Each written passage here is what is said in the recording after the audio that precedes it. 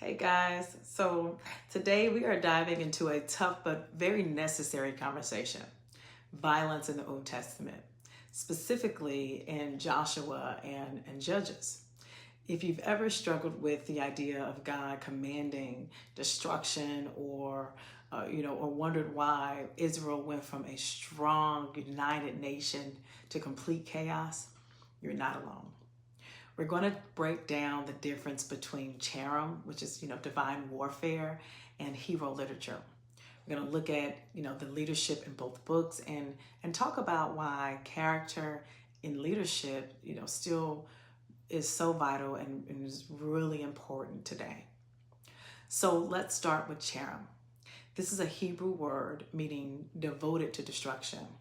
And in Joshua, it refers to Israel wiping out entire cities as an act of obedience to God. That sounds harsh, and it is. But we have to remember that ancient, warfare often used exaggerated language. At least we hope. Some scholars believe that the cherem wasn't about complete annihilation, but about removing corrupt influences.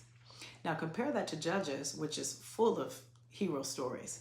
Think about Samson, Gideon, and Deborah. These judges were not kings. They were individual leaders raised up in times of crisis.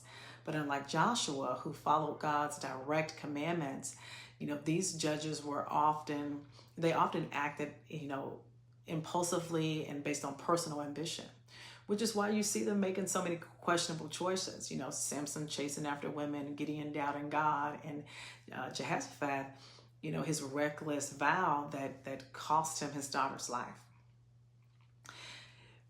Joshua was a strong, God-centered leader. He listened to God, he gave clear direction, and he helped Israel stay united. But after he died, there was no steady leadership. The book of Judges describes a downward spiral. People did what they wanted. The nation, it became very unstable. Instead of unity, Israel kept, falling into cycles of sin and oppression and, just temporary rescue, so to speak. This isn't just history.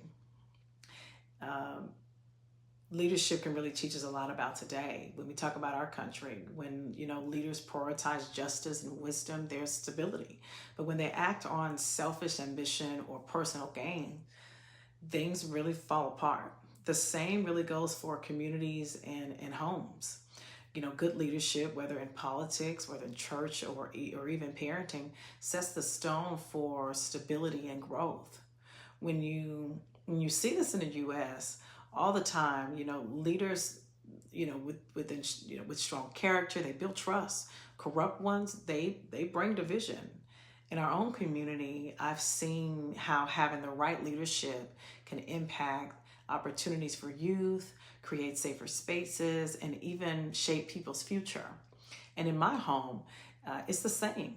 When I lead with integrity and wisdom, my family is so much stronger for it.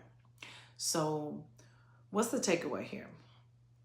Leadership and character matter, whether we're talking about biblical, Israel or our nation or our own households. The people we follow and the kind of leaders, we become can shape the future. Joshua led with obedience and faith, and Israel thrived. They thrived. And when leadership became inconsistent, everything fell apart. And this really, applies to lessons that we must learn today. Thank you.